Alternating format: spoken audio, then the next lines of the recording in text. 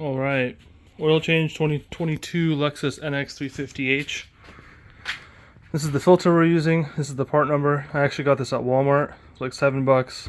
You'll see ones that are also, it'll say F1 at the end in the manual, but I think N1 is the current part number, but I think they're interchangeable.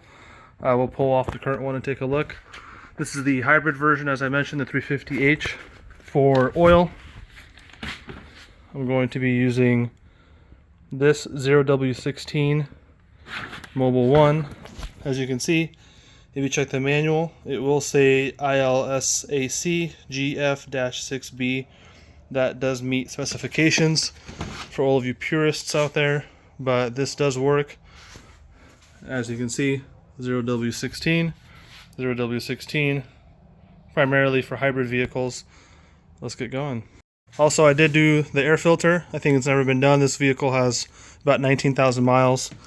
I got a Fram Ultra. This is the part number from Fram, but it's super easy. 1, 2 clips, pop up, slide forward, and just swap it out in the same orientation. All right, underneath, you got your little cover here with 4 10mm bolts. You're going to unscrew the 10mm bolts. Make sure you get your jack stand along with your floor jack, but get your jack stand under there and set it down on the floor jack. Sorry, jack stand. And then here's our drain bolt, and there's our filter. All right, we're gonna get 14mm combo wrench. Get it off of there and let it drain. Have to get out the fancy old pliers for the oil filter because Lexus over tightened it last time. Get that puppy loosened up. Make sure you got your drain pan underneath. This is really tight. All right, there we go.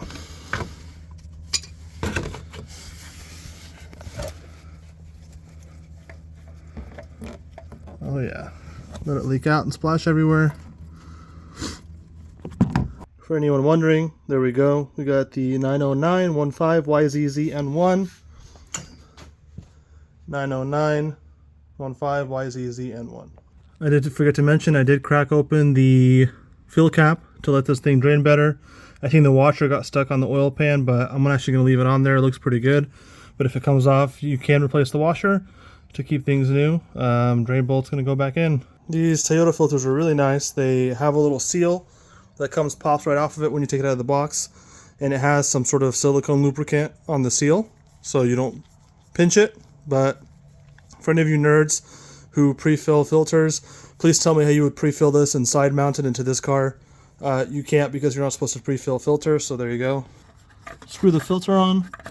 Make sure you do not use any sort of tool to tighten it because then you will not get it off next time.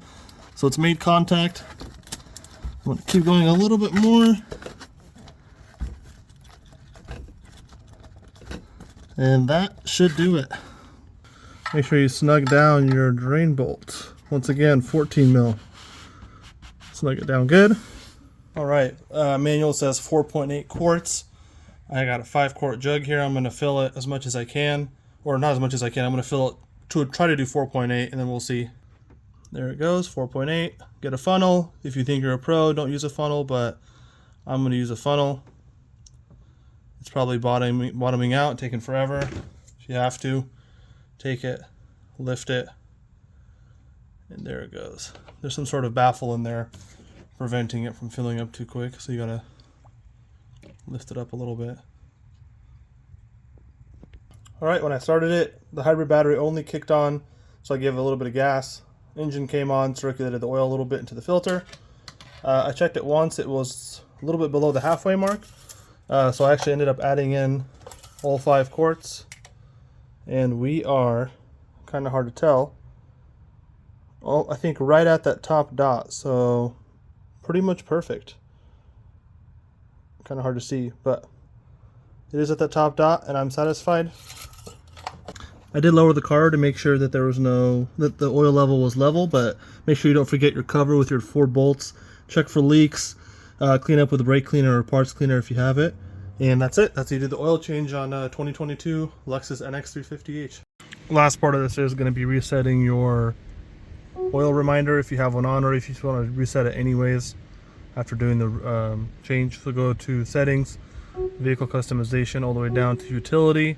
You can do oil maintenance, reset, and that's it. You can also reset the scheduled maintenance, which I'm actually going to do as well, because I did a few other things as well, but that's about it. Thanks.